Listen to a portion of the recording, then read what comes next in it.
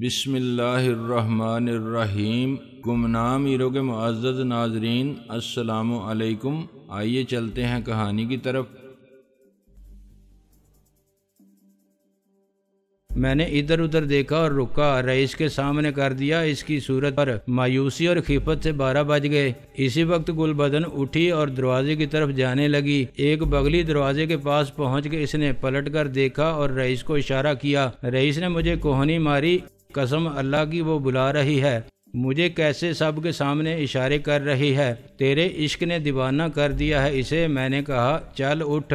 گل بدن اب دروازے میں کھڑی تھی اور منتظر تھی کہ ہم اس کے پیچھے جائیں۔ ہمارے دروازے تک پہنچنے سے قبل ہی وہ غائب ہو گئی۔ رئیس نے بے چینی سے کہا، ابے یار تو کیوں آ گیا ساتھ، دیکھ وہ چلی گئی۔ میں نے دانت پیس کے کہا، الو کے پٹھے رکا پڑ، ہاشمی صاحب نے کہا ہے کہ بھاگ جاؤ ورنہ پولیس پکڑ لے گی۔ رئیس نے کہا، عدالت میں کیسے پکڑے گی اور کیوں؟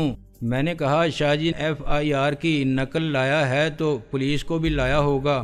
وہ ایک کمرہ تھا جس میں فائلیں بھری ہوئی تھیں، اس کا باہر کھلنے والا دروازہ بند تھا۔ گل بدن ادھر سے پھر نمودار ہو گئی، سامنے مت جانا ورنہ پولیس پکڑ لے گی، وہ بولی۔ رئیس نے کہا، اس جھوٹی FIR پر جھوٹ سچ طے کرے گی دوسری عدالت، گرفتار ہو گئے تو مصیبت میں پڑ جاؤ گے، وہ بولی۔ پھر کیا ضمانت نہیں ہوگی؟ رئیس بولا۔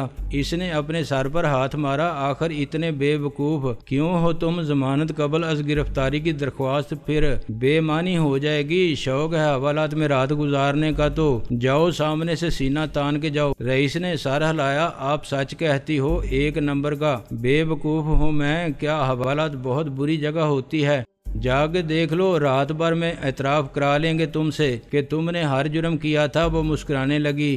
اچھا جی، بہت مارتے ہیں، رئیس معصوم بن کے بولا۔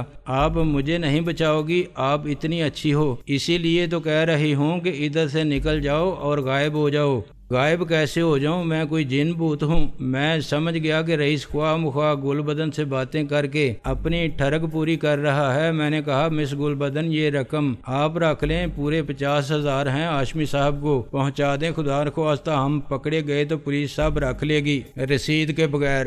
یہ بر وقت احتیاط میرے کام آئی۔ ہم عقبی حصے میں طلوع ہوئے تو پولیس وہاں ہماری منتظر تھی۔ انہیں بے وقوف سمجھنا ہماری غلطی تھی، اگر ہم سیدھے راستے سے جاتے تو شاید نکل جاتے۔ پولیس کو معلوم تھا کہ فرار ہونے کے لیے ہم کس طرف سے برآمد ہوں گے۔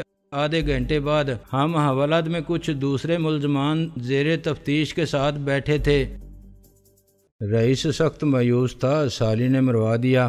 میں نے کہا، بہت مزہ آ رہا تھا اس کی باتوں میں، اب پتہ چل جائے گا بیٹا اپنی اوقات کا۔ وکیل ہے تو کیا لڑکی ہے؟ میں نے اس کی نقل اتاری۔ بہت بھوک لگی ہے یار، سوچا تھا باہر نکلیں گے تو شادو جی کی گاڑی ہوگی، کل کی طرح وکیل صاحب تو آپس میں چلے جائیں گے اور ہم ٹھاٹ سے کسی ہوٹل میں جا کے تندوری چرگا اڑائیں گے۔ کل تو اکیلا کیش کرتا رہا، آج ہم بھی ٹھنڈی ٹھار گاڑی میں شادو جی کے ساتھ۔ میں نے بگڑ کے کہا، وہ شادو کے باپ کی گاڑی نہیں ہے، ہاشمی صاحب کی ہے، میں دوبارہ اس میں بیٹھوں تو مجھ پر لعنت۔ تیری ہاشمی صاحب نے آج ہی ضمانت کرا دی ہوتی تو پولیس ہاتھ نہیں ڈال سکتی تھی ہم پر۔ رئیس کچھ دیر بعد بولا، ہاں یار، اس نے بلا وجہ شاہ جی پر جرا میں وقت ضائع کیا۔ رئیس نے کہا، بلا وجہ تو نہیں، اس کو جھوٹا ثابت کرنا بھی ضروری تھا۔ سالے کی شامت نے گھیرا تھا کہ عدالت میں آ گیا، مجھے تو امید نہیں تھی مگر وہ جذباتی ہو کے اندر آ گیا۔ باہر ہی رہتا، اگر پولیس کے ساتھ آیا تھا خود بھی پھنسا، ہمیں بھی پھنسا کے۔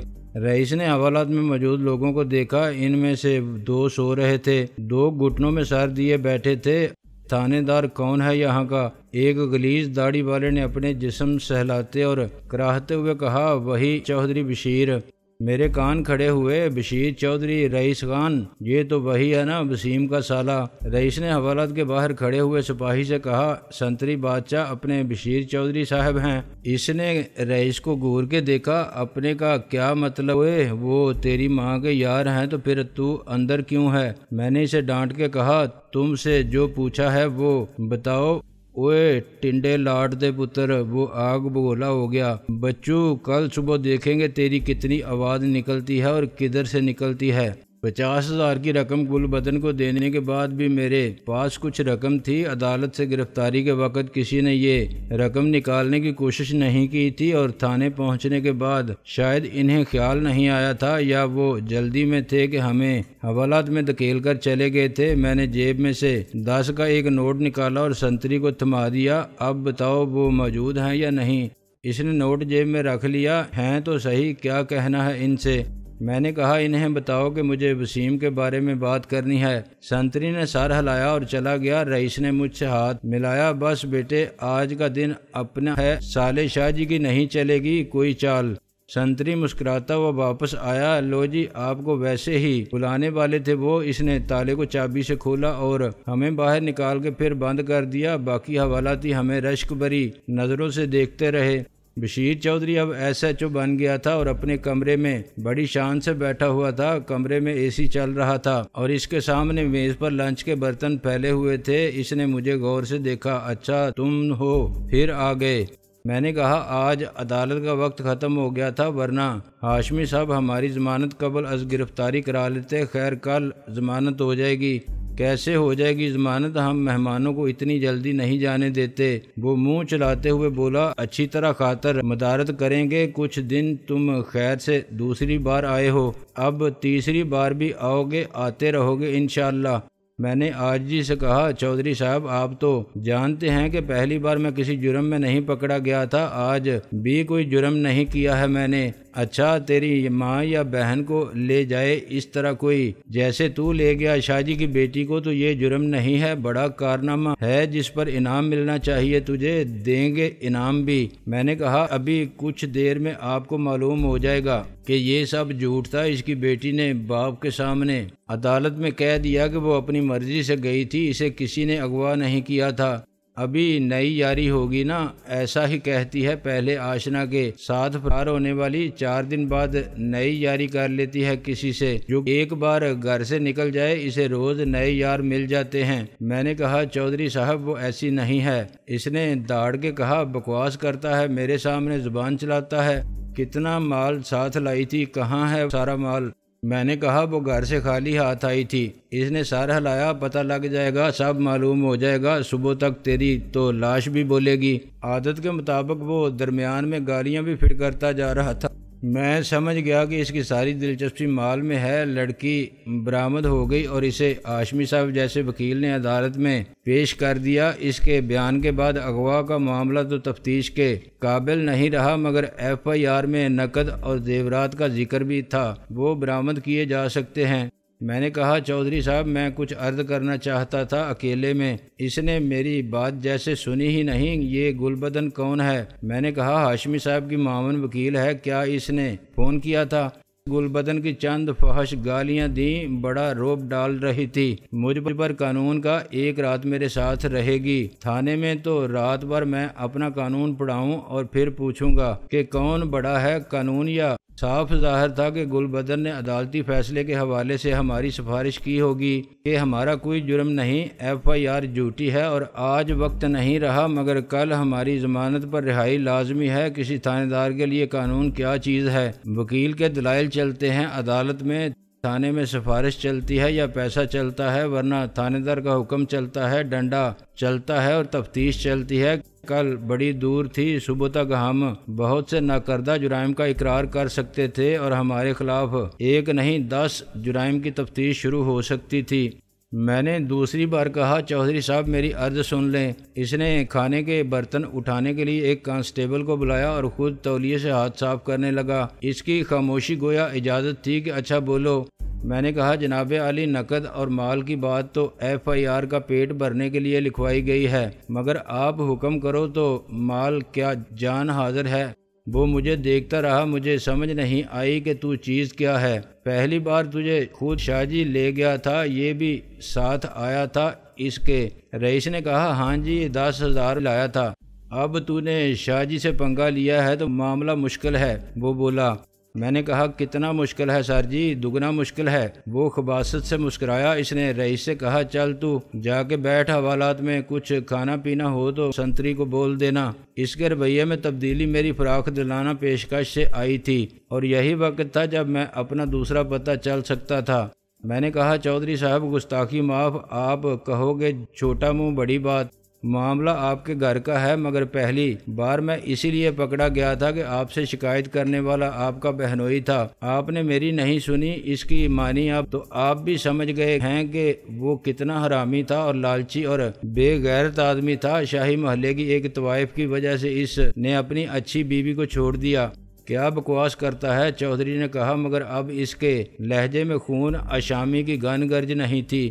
میں نے کہا ہو سکتا ہے جناب عالی کہ جو بات مجھے معلوم ہوئی ہے وہ آپ کی علم میں نہ ہو، آپ کی بہن کے ساتھ بڑا ظلم کیا ہے اس نے کبھی اپنے شوہر کے خلاف کوئی بات نہیں کی ہوگی، مگر مجھے پتا ہے کہ وسیم کیسا شوہر تھا، بیوی نے تو اتنا ساتھ دیا اس کا کہ کوئی دوسری عورت کبھی نہ دیتی، اور اس کا بدل کیا ملا اس شوہر کو، مجازی خدا ماننے والی عورت کو۔ توبہ توبہ چودھری صاحب، کیسا شرمناک الزام لگایا تھا اس حرامی نے مجھ پر۔ بیوی نے صرف شوہر کی خاطر کہا کہ میں نے دست درازی کی تھی۔ چھوڑو وہ بات، مجھے سب پتا ہے جھوٹ سچ کا۔ یہ شاہی محلے کی طوائف والی بات کیا ہے؟ میں نے کہا اجازت ہو تو بیٹھ جاؤں۔ بیٹھ جا، وہ بولا، اس وسیم کی تو میں کر دیتا، مگر مجبوری یہ ہے کہ میری اپنی بہن پاگل ہے، مجھے کچھ بھی نہیں کرنے دیتی، اس امید پر گھر میں بیٹھی ہے کہ کسی دن وہ واپس لے جائے اسے۔ میں نے کہا ابھی تک طلاق نہیں دی ہے اس نے بیوی کو، یہی تو مجبوری ہے میری، طلاق ہو جاتی تو میں اس کے ٹکڑے کر کے کتوں کے آگے نہ ڈال دیتا۔ میں نے کہا آپ یہ ضرور جانتے ہوں گے کہ وسیم نے اپنے بھائی کی بیوی اور بیٹے کے ساتھ بڑا ظلم کیا تھا، وہ خلا میں دیکھتا رہا، مجھے نہیں معلوم۔ میں نے کہا ظاہر ہے ایک بیوی اپنے شوہر کی وجہ سے مجبور تھی اور آپ مجبور ہیں اپنی بہن کی وجہ سے، ورنہ اب میرے پاس ایسے ثبوت ہیں کہ آپ چاہیں تو وسیم کے خلاف کارروائی کر سکتے ہیں۔ کیا ثبوت ہیں تیرے پاس؟ میں نے کہا آپ یہ نہ سمجھے کہ میں ناجائز فائدہ اٹھا رہا ہوں آپ کی مہربانی کا، میں نے صبح سے کچھ نہیں کھایا، اگر چائے مل جائے۔ چودھری بشیر نے گھنٹی بجا کے اپنے خدمتگار کانسٹیبل کو طلب کیا اور اسے حکم دیا کہ میرے لیے چائے کے ساتھ کچھ کھانے کو لائے۔ میری چال کامیاب رہی تھی، یہ اشارہ دینے کے بعد کہ میں اس بار اپنی آزادی کی دگنی قیمت 20,000 ادا کر سکتا ہوں۔ میں مجرم نہیں رہا تھا، اس کی بہن کا مسئلہ چھیڑ کے میں نے اس کی دکھتی رگ پر ہاتھ رکھ دیا تھا، وہ اپنی بہن کی وجہ سے دکھی تھا، تھانے دار ہونے کے باوجود وہ ایک بھائی بھی تھا جسے عام بھائی ہوتے ہیں جو بہنوں کا دکھ نہیں دیکھ سکتے۔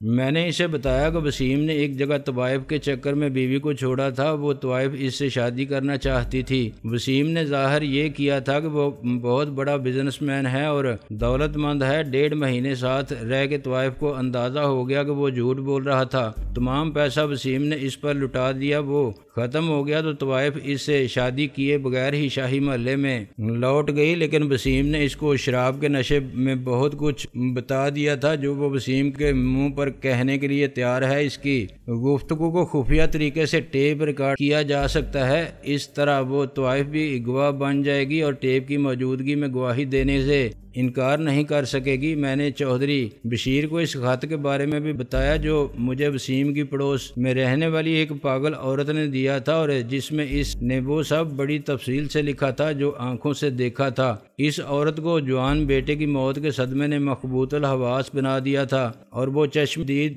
گواہ ہونے کے باوجود عدالت میں پیش نہیں ہو سکتی تھی۔ کسی کو معلوم ہی نہیں تھا کہ وہ کہاں ہے، مگر وہ خط موجود ہے اور وسیم کے خلاف تفتیش کی بنیاد بن سکتا ہے۔ بشیر چودھری بڑے غور سے میری بات سن رہا تھا اور اپنے مخصوص تھانے دار والے ذہن سے اس کیس کے مختلف پہلوؤں کا جائزہ بھی لے رہا تھا۔ یقیناً اس کی پہلی ترجیح یہ تھی کہ اس کی بہن کا گھر پھر آباد ہو جائے اور اس کا شوہر اسے واپس اپنے ساتھ لے جائے۔ وہ اپنی بہنوئی کو قتل کے جرم میں پھانسی پر لٹکتا دیکھنے کا آرزو مند نہیں تھا، کیونکہ اس کی بہن کو اپنا سہاگ ہر حال میں عزیز تھا۔ وسیم کے جرائم میں اس کی بیوی برابر کی شریک رہی تھی۔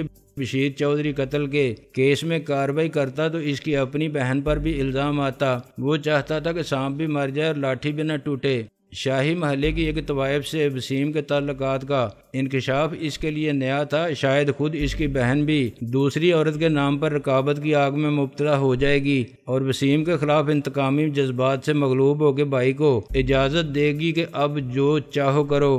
میں نے کہا چودھری صاحب آپ لاش کا ڈھانچہ برآمد کر سکتے ہو، ثبوت شہادت سب ہو تو وسیم کو پھانسی چڑھا سکتے ہو۔ وہ بگڑ گیا، اوے پاگل دے پتر، کس کو پھانسی چڑھانے کی بات کر رہا ہے؟ میری بہن کا شوہر ہے وہ۔ عورت ذات بے وقوف آج رو رہی ہے مگر کہتی ہے کچھ مت کرو، ایک دن وہ پچھتائے گا اور خود لینے آئے گا۔ کل اگر میں نے اس کے کہنے پر کچھ کیا تب بھی وہ روئے گی۔ اسے بیوہ کر کے اپنے گھر میں بٹھا لوں ساری عمر رونے کے لیے؟ میں نے کہا سوری سر، دراصل میری کوئی بہن نہیں ہے نا، اس لیے میں بھائی کے جذبات کو نہیں سمجھتا، لیکن تو نے کام کی بات بتائی ہے مجھے، میں بلاتا ہوں اس کو اور اس سے پوچھتا ہوں۔ میں نے کہا جناب عالی وہ پولیس کے نام سے بھاگتی ہے، ہو سکتا ہے کہ آپ کے سامنے صاف انکار کر دے، کچھ نہ بتائے۔ اس نے مجھے ایک گالی دی، ہم جانتے ہیں منہ کھلوانا اور سچ نکالنا۔ میں نے کہا پھر بھی سر جو کام آسانی سے ہو جائے اس کے لیے مشکل طریقہ اختیار کرنے کی کیا ضرورت ہے؟ آپ کا کام میں کروں گا، تو کیسے کرے گا؟ میں نے کہا اس نے مجھ سے وعدہ کیا ہے کہ وسیم کے سامنے ہر بات دہرائے گی، جو بھی اس نے دیکھا یا سنا اسے میں ٹیپ کر لوں گا۔ اگر آپ چاہیں تو میں ان کی ملاقات ایسی جگہ بھی کرا سکتا ہوں جہاں وسیم کی بیوی صاحب کو خود اپنے کانوں سے سنے، یہ شک نہ ہو کہ ٹیپ جعلی ہے یا وسیم کے خلاف اس عورت کا بیان جبرن لیا گیا ہے۔ پھر وسیم آپ کی مٹھی میں ہوگا، آپ اس پر دباؤ ڈال سکتے ہیں کہ اپنی بیوی کو شرافت سے گھر لے جائے اور آئندہ بھی شرافت سے رہے، ورنہ میں نے جملہ ادھورا چھوڑ دیا۔ بشیر چودھری کے لبوں پر مسکراہٹ نمودار ہوئی۔ یار تو بندہ سیانہ ہے، ذہین بھی ہے، اور تجھے دیکھ کے کوئی نہیں کہہ سکتا کہ تیرے ماں باپ کا پتہ نہیں، یتیم خانے کا نہیں، تو کسی اچھے عزت دار گھر کا لگتا ہے۔ پھر یہ بتا کہ شاہ جی کے چکر میں کیوں پڑ گیا تو؟ وہ خواہ مخواہ میری جان کا دشمن ہو رہا ہے۔ خواہ مخواہ نہیں، اس نے مجھے پھر گالی دی، مجھے پتا ہے تو اس کی لڑکی کے چکر میں مجھ سے جھوٹ مت بول۔ میں نے سر جھکا لیا، میں شادی کرنا چاہتا ہوں اس سے۔ وہ ہنسنے لگا، اوے پاگل دے پتر، شادی کے لیے یہی ایک لڑکی رہ گئی ہے سارے جہان میں، ایسی کیا بات ہے اس میں؟ آخر تجھ سے عمر میں زیادہ ہے، اور کیا ہے اس کا باپ خود فقیر تھا، اب فقیروں کا ٹھیکیدار بنا ہوا ہے۔ کیا تو بھی یہی کام کرے گا؟ مجھے تو ٹھیک ٹھاک جوان لگتا ہے، اس لیے کہہ رہا ہوں کہ اتنی جلدی مت کر، شادی کرے گا تو اس عمر میں تو ترقی نہیں کرے گا۔ شادی تو ایک نہ ایک دن سب کی ہو جاتی ہے، بہت لڑکیاں ملیں گی تجھے، ایک سے بڑھ کر ایک اچھے گھر کی۔ میں نے اسے حیرانی سے دیکھا، آپ تھانے دار ہو کے ایک مجرم سے ایسی باتیں کر رہے ہیں چودھری صاحب؟ اوے چلے، تھانے دار سارے برے نہیں ہوتے، برائی کے ساتھ اچھائی بھی کرتے ہیں، مگر اسے کوئی شمار نہیں کرتا۔ رشوت سب دیتے ہیں، یہ نہیں دیکھتے کہ تنخواہ کتنی ملتی ہے۔ اس تنخواہ پر کوئی ہے جو چوروں، بدماشوں، ڈاکوؤں اور قاتلوں سے مقابلہ کرے؟ جان ہتھیلی پر رکھ کے ہر سال کتنے مارے جاتے ہیں۔ خیر چھوڑو، اس میں تیرا کیا قصور، لیکن تو شاہ جی جیسے لوگوں سے دور رہ، نہ ان کی دوستی اچھی نہ ان کی دشمنی اچھی۔ ہم بندے کو پہچانتے ہیں کہ کون مجرم ہے یا مجرم بنے گا اور کس کی رگوں میں شریف خون ہے۔ میں نے خوش ہو کے کہا بڑی مہربانی کہ آپ ایسا سمجھتے ہیں۔ پڑھا کتنا ہے تو نے؟ میں نے کہا میٹرک کا امتحان دوں گا اس سال۔ بہت اچھی بات ہے، کام جو چاہے کر، مگر تعلیم بہت ضروری ہے، شادی سے زیادہ ضروری ہے۔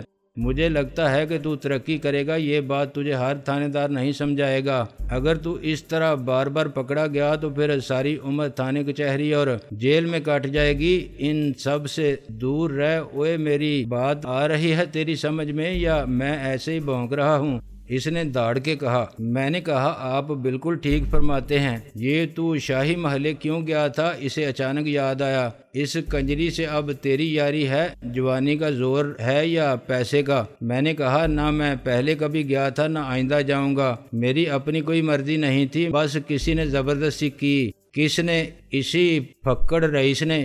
میں نے کہا نہیں جناب، وہ ایسا لڑکا نہیں ہے، آئندہ کے لیے توبہ، میں جان بچانے کے لیے جھوٹ نہیں بول رہا۔ خود مجھے بہت افسوس ہے اور بڑی شرم آئی مجھے بعد میں، لیکن کسی برائی میں بعض اوقات اچھائی چھپی رہتی ہے۔ جس بندے کا علم نہیں ہوتا، مجھے نہ صحیح آپ کو اس سے فائدہ ہو جائے گا، میرا مطلب ہے آپ کی بہن کو۔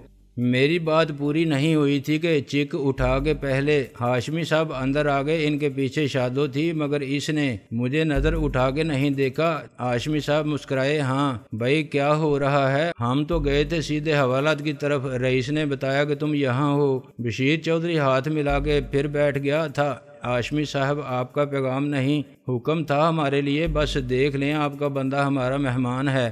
ہاشمی صاحب ہنسے، صرف ایک کو مہمان جیسی عزت دی، دوسرا اس عنایت سے کیوں محروم ہے؟ لو جی بلا لیتے ہیں اسے بھی، چودھری بشیر نے کہا، اور آپ کے لیے چائے منگاؤں یا ٹھنڈا؟ کچھ نہیں، مجھے آفس جانا ہے۔ سر جی ہمارے آفس میں تشریف لائے ہو، اب تو ایسے نہیں جا سکتے آپ، جیسے بڑے وکیل کہاں ملتے ہیں ہم جیسے چھوٹے تھانے داروں سے۔